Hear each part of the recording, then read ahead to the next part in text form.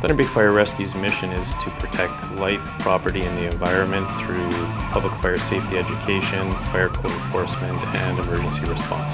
Primarily due to our geography and the fact that we're isolated, we are a very technically diverse department in that we have to respond to a vast number of response objectives with very little help from surrounding departments.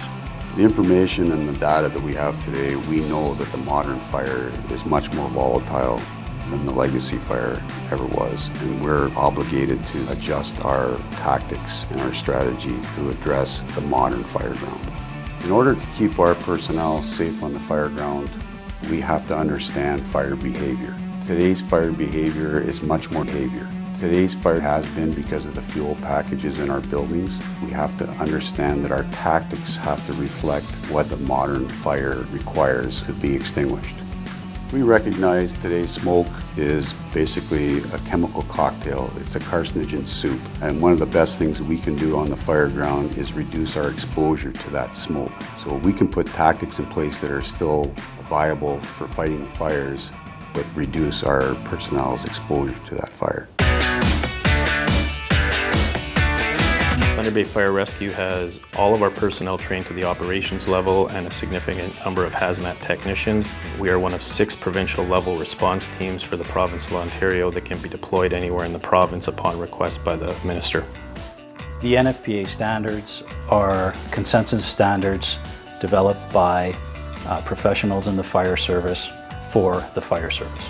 We are currently transitioning from the Ontario Standard to the Nfpa Standard. Everyone in our department, from the deputy to recruit, are testing and training to the Nfpa Standard.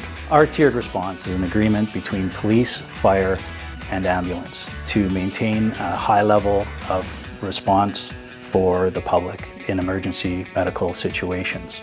We at Thunder Bay Fire Rescue respond to unconscious, difficulty breathing, ambulance not available, and vital signs absent. The Cyano Kit program is medical equipment that we've added to our trucks that are responding to fires to help save the lives of fire victims and firefighters.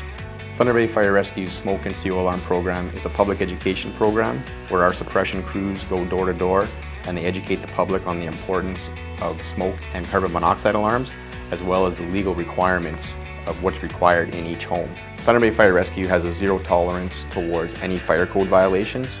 So anytime we come across an inspection that has violations, we write inspection orders only, and they work because they are a legal document that holds the person accountable to a date that they must comply with. The importance of mental health in the fire service is that firefighters are not immune to mental health issues. We're just beginning to realize that mental health has just as much importance as physical health.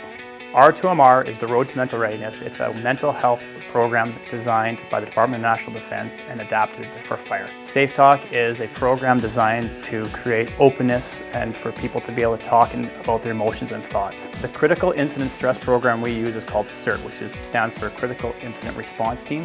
It's a team that's peer-driven, and the idea is that it creates a healthy dialogue around stressful events and provides resources for individuals if so needed. It's important to build a mental health support network because studies have proven that the quicker one can get intervention and help, the quicker one can become healthy and return back to work. Thunder Bay Fire Rescue is responsible for responding to 44 kilometers of shoreline with some inland waterways. We have a technically diverse water rescue, swift water rescue, and ice rescue capability that we respond to with a number of water and ice rescue craft.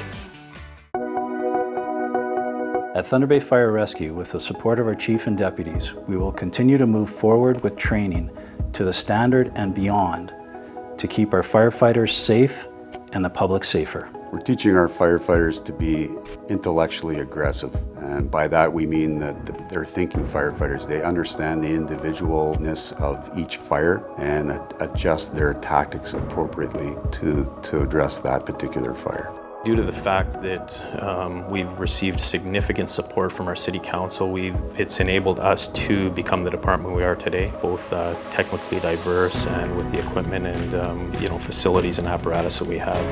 Thunder Bay Fire Rescue wants to continue to diversify, use the science that's out there, the information that's out there to continually improve and provide the best service we can to the public and the citizens of Thunder Bay.